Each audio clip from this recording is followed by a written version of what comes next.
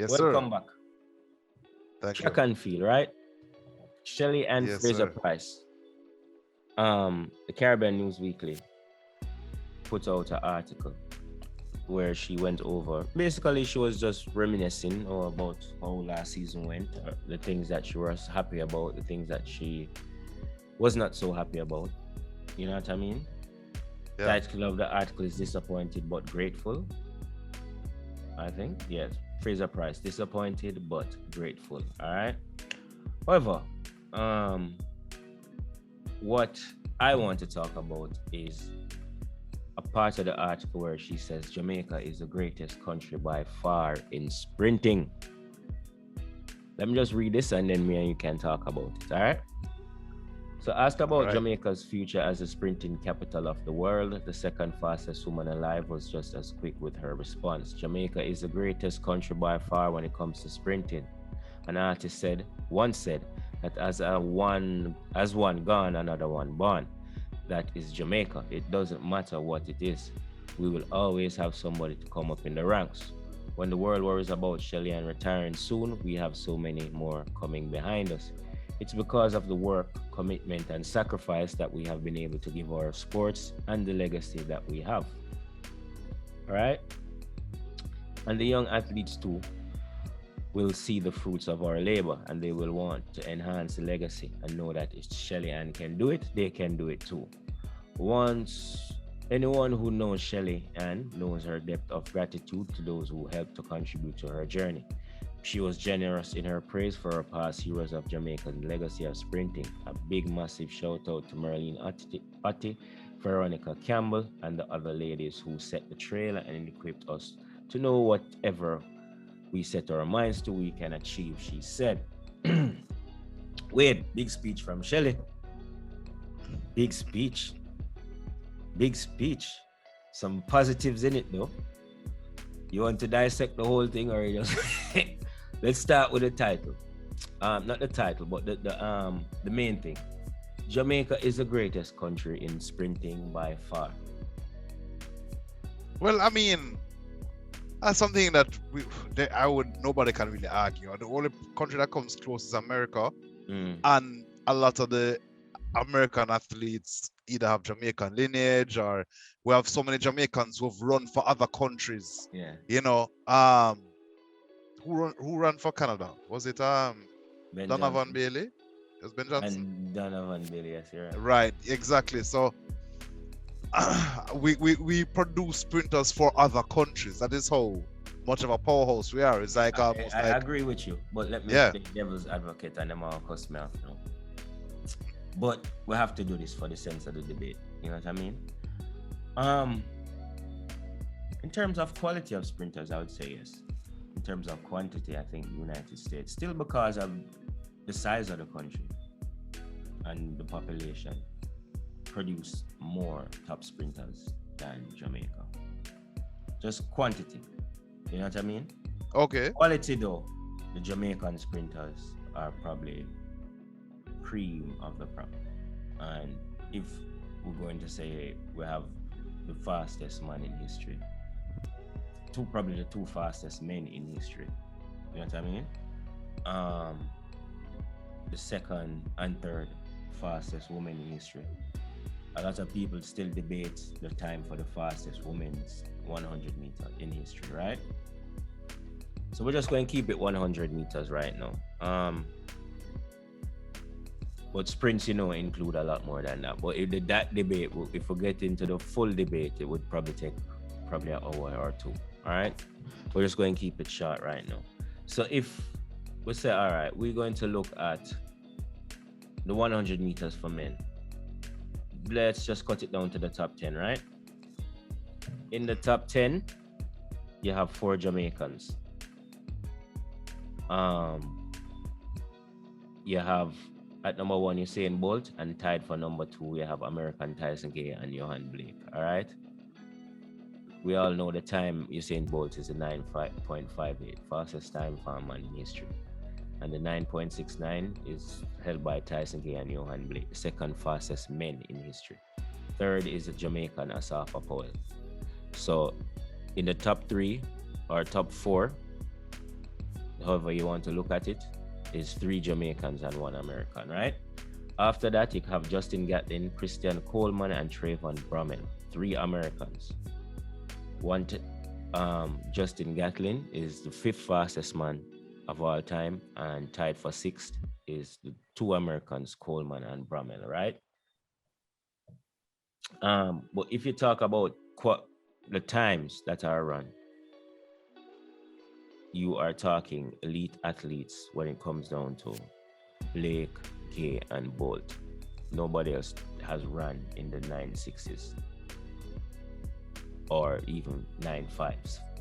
Only Usain Bolt has ever run a 9.5 in history. All right. So it comes down to quality over quantity. All right. I would go through the list, but we don't have time. But the list is made up of 1 more Jamaican, 1 more American, and a Kenyan, who is Ferdinand Omanyala. All right. And Nesta Carter is at 9, Maurice Green is at 10. All right. So when you look at the men's sprinting, it's basically even. I think it's 4 to 5 in the top 10, and one Kenyan, one. You know what I mean? So in terms of quality, you see where I come from with the argument. I see where you come from. In terms of quality, I would say yes. I agree with Shelly on that part. When I look at the hundreds for women now, Flojo 10.49. 10.54, Elaine Thompson-Herah, run last year. 3rd, Shelly, 10.60. And then you have Jetta, Marian Jones, and Sha'Carri Richardson. 10.64, 10.65, respectively for Jetta and Jones. And then 10.72 is Sha'Carri Richardson. All right? That's for sure you how far Sha'Carri come and the kind of thing that we should make, but not to get sidetracked, kind of impact we should make with our season last year.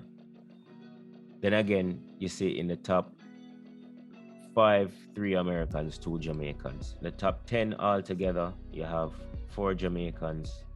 So for the women,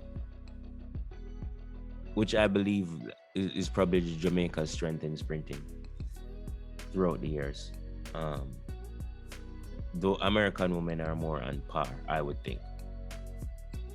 You know what I mean? Yeah, I do. I think the American women are more on par.